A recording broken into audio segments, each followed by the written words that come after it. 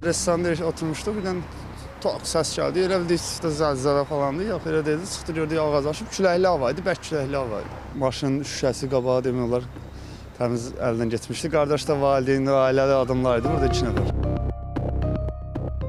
Bakıda güclü külək ağaçlardan birini maşınların üzərinə aşırıb. Hadisə Atatürk prospektində baş verib. Belə ki, yol kənarındakı iri gövdəli ağaçlardan biri 2 maşına ziyan vurub.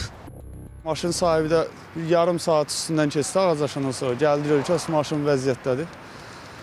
Biz də xəbər etdik polis bölməsinə, polislərə falan xəbər etdik. Gəldilər, onlar lazımi işlər gördülər. Maşınlar həmişə burada dururlar. Ağaçlarda həmisi fikir verirsə, paralel biraz əyili vəziyyətdədir. Yəni, bir ağac qırıldı, amma digərləri deyir ki, əldə vəziyyət yaxşı deyil. Yəni, əyri vəziyyətdə binaya daşa bilər, bu tərəfə daşa bilər. İnsanların gediş-gəlişi çoxlan bir yerdir bura.